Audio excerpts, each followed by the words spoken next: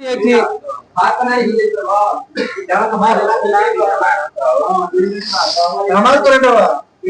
पीछे बताइएगा, पीछे बताइए। राष्ट्रीय पाठ अनुच्छेद, अरे पीछे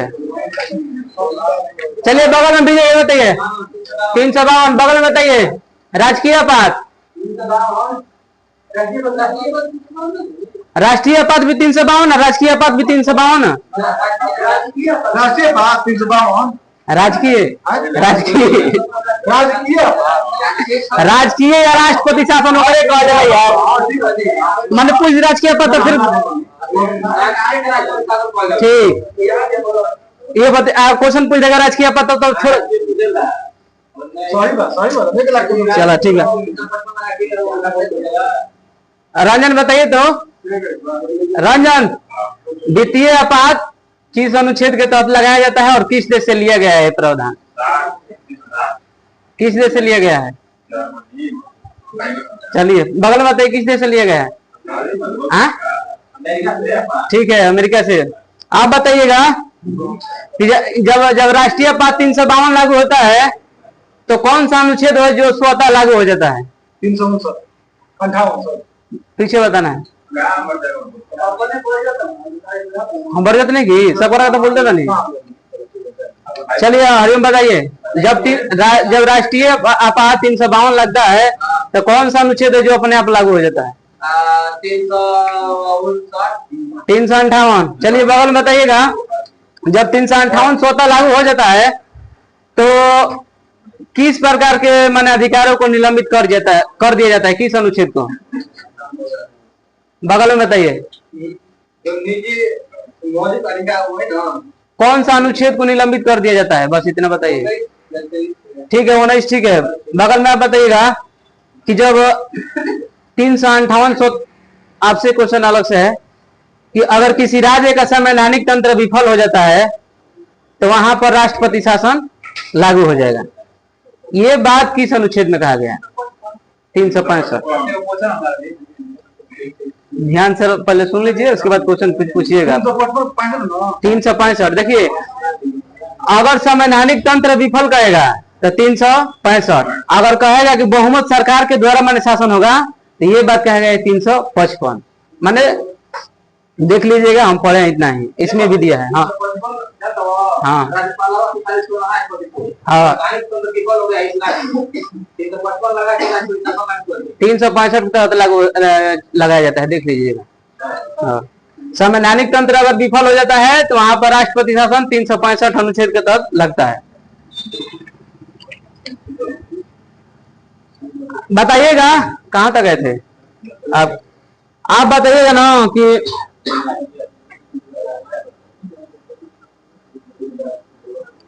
नियंत्रक का महालेखा परीक्षक की नियुक्ति कौन करता है? आपसे तो नहीं पूछे सर, आप बोल रहे हैं बीच में, ध्यान रखिए इस बात का। बगल में बताइए, मुख्य चुनाव आयुक्त मान्य चुनाव आयुक्त की नियुक्ति कौन करता है? कंफ्यूजन है कि क्लियर है? सर बताइएगा आप कि महाभियोग एक कैसी प्रक्रिया है? अर्ध न्यायिक प्रक्रिया है। आप ही बताइएगा कि महान्यायवादी की नियुक्ति किस अनुच्छेद के तहत की जाती है और कौन करता है? इसका कार्यकाल कितना होता है? बिल्कुल सही। बगल में आप बताइएगा, वित्त आयोग का गठन कौन करता है? 280। ये बताना है कि वित्त आयोग का अध्यक्ष कौन होता है?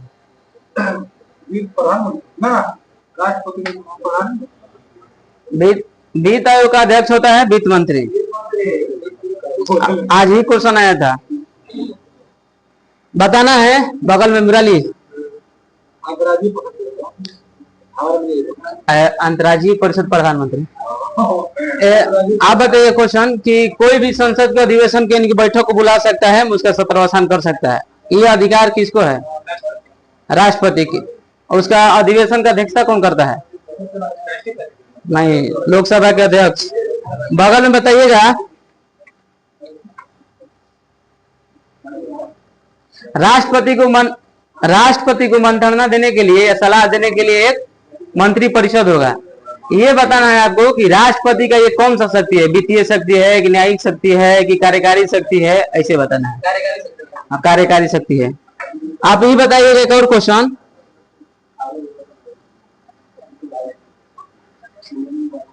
बताना है कि धन विधेयक को राष्ट्रपति संसद के लिए पुनर्विचार के लिए भेज सकते हैं कि नहीं? नहीं भेज सकते क्योंकि राष्ट्रपति की सिफारिश से ही लाया जाता है। आप बताइएगा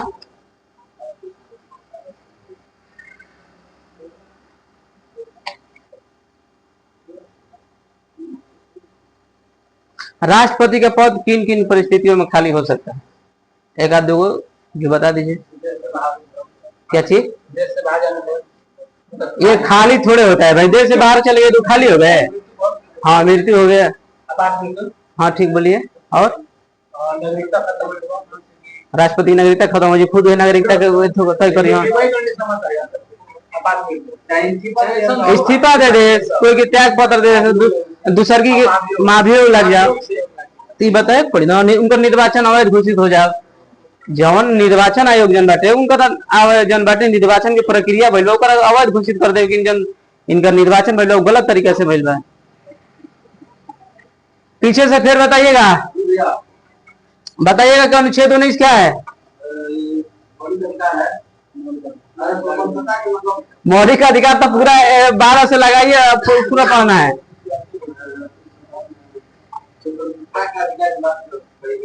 प्रेस की अभिव्यक्ति की स्वतंत्रता है। बगल में दीजिए, आप बताइएगा कि अनुच्छेद 18 क्या है? उपाधियों का अंत। लेकिन उपाधि दो क्षेत्र में ले सकते हैं। हाँ वो तो ठीक है, राष्ट्रपति को अनुमति लेना पड़ेगा, लेकिन किन दो क्षेत्रों में ले सकते हैं? क्या चीज? हाँ, शिक्षा में ले सकते हैं। जैसे जो पीएचडी कर लेता है तो अपने आगे लिख लेता है डॉक्टर फलाना सिंह, डॉक्टर कन्हैया कुमार, डॉक्टर फलाना सिंह, तो मैंने वो शिक्षा के क्षेत्र में ले सकते हैं। और एक सैनिक के क्षेत्र में ले सकते हैं। बगल में बताइएगा धोबाई नरेश। आप सीएजी रिपोर्ट जो है, सुनिए, मजाक मत लीजिए। सीएजी जो अपना रिपोर्ट होता है वो किसको प्रस्तुत करता है? राष्ट्रपति किसको प्रस्तुत करते हैं? हाँ,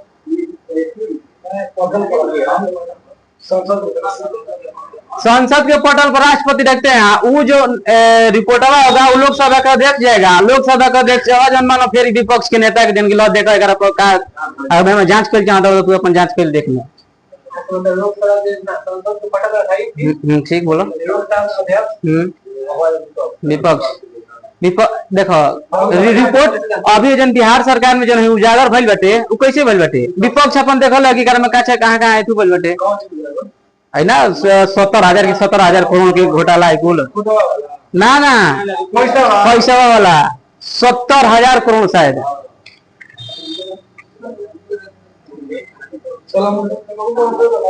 बताइए कहाँ तक।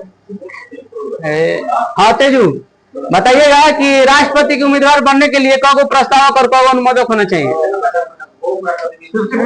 ठीक है, उपराष्ट्रपति में? ठीक है, हाँ वो पढ़ना अभी आगे। अच्छा ये बताइएगा रंजन, जो राष्ट्रपति है वो सिक्योरिटी मनी के रूप में कितना रुपए रखते हैं और किसके पास रखते हैं? जमानत राशि को जब्त क्या किसके पास रखते हैं? बस हो गया ना, खाली हाला कैला से हुई। बगल में रंजन बताइएगा।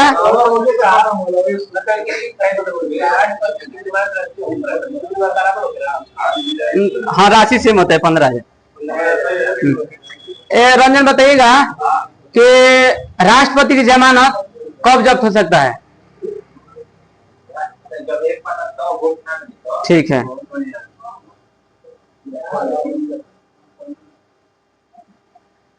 हरिओम हरिओम। अच्छा बड़ा राष्ट्रपति के पद की शर्त जनगणना कौन अनुच्छेद में चर्चा किया गया है? राष्ट्रपति के पद की शर्त ट्रिक बताए थे पैगानिकों का 2 जोड़ लीजिए।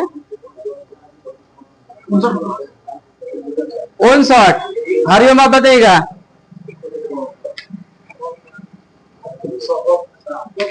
अच्छा ये बताइए कि संघ की जो कार्यपालिका है मुख्य 4 चीजों से मिलकर बनना होता है, हम पढ़ाए थे उस दिन। वो 4 में कौन कौन आते हैं? ठीक, व्यक्ति हम बोल रहे हैं ना, जिसे राष्ट्रपति हो गया, महान्यायवादी हो गया, प्रधानमंत्री हो गया, और एक आ जाता है उनके मंत्रिपरिषद और उपराष्ट्रपति। संघ की कार्यपालिका शक्ति जो है मुख्य 4 लोगों से मिलकर बना होता है, राष्ट्रपति, उपराष्ट्रपति, प्रधानमंत्री और उनका मंत्रिपरिषद। एक महान्यायवादी इन्हीं के अंतर्गत होता है, अटॉर्नी जनरल 76। तब वैसे ही बताओ तो राज्य की कार्यपालिका शक्ति में कौन कौन मुख्य 4 लोग होते हैं? राज्य में राज्यपाल, ठीक, मुख्यमंत्री हो जाओ, ठीक, एक सदस्य हो जाओ, और तीन हो गया ना, हाँ महाधिवक्ता, ठीक बा।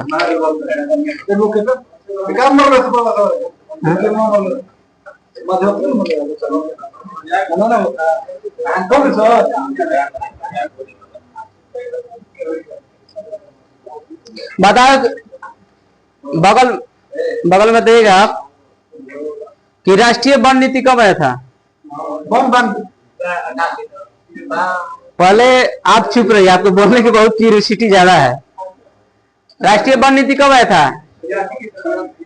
1988। बगल में आप बताइएगा कि वन्य जीव संरक्षण अधिनियम कब आया था? ठीक है, 72 होगा, 76 नहीं होगा। बगल में देखिए बाघ परियोजना कब आया था? हाँ, बाघ परियोजना 73।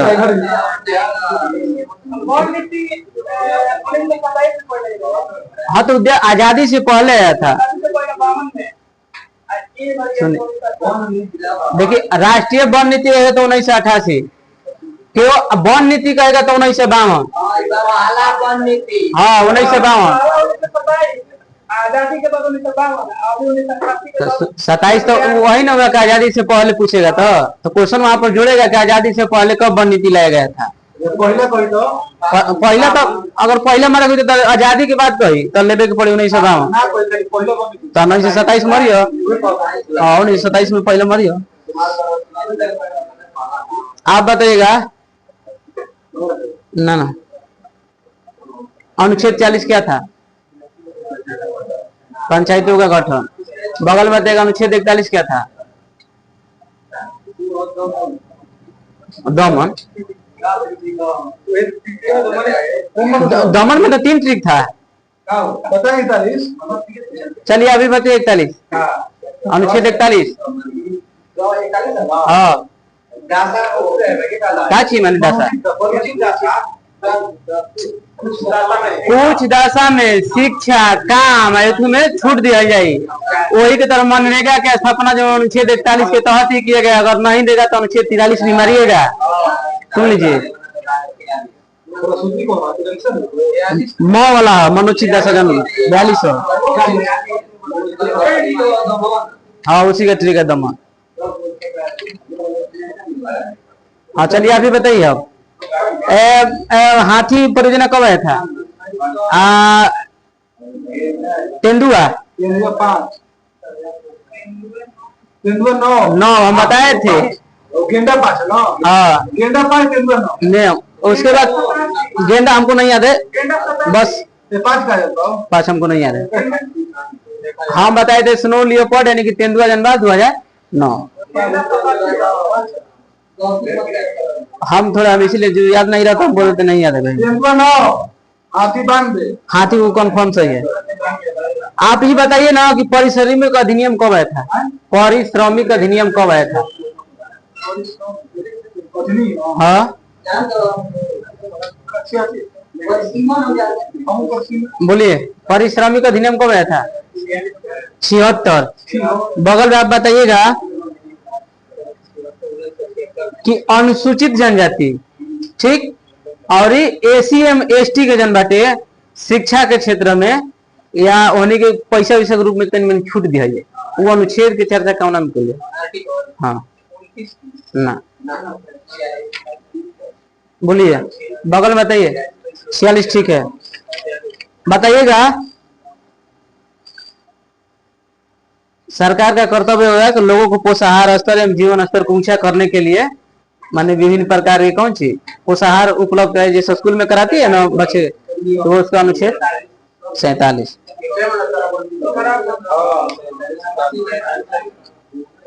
बताइएगा कि राष्ट्रीय महत्व स्मारकों स्थानों में वस्तुओं का संरक्षण करना 49। ये क्वेश्चन एक दिन आया था ना कि माने इनमें से कौन सा मौलिक कर्तव्य नहीं है, और सब एक जैसा था, हम कंफ्यूजन हो गए। हाँ सब एक ओकरो में जिस लाहा तक मौलिक कर्तव्य हम सब पढ़े वही में, लेकिन ये थोड़ा ध्यान देना पड़ेगा। वही पूछा, सब मौलिक कर्तव्य दे देते हैं, कोई डाल दिया था एक जैसा, गलत मारे थे। 36 डीपीएसपी ना है जी, तो अधिकार बोल रहा है, गाड़ी मैंने देके बोल रहा है। चलिए आज पढ़ते हैं, अब बहुत हो गया, खत्म।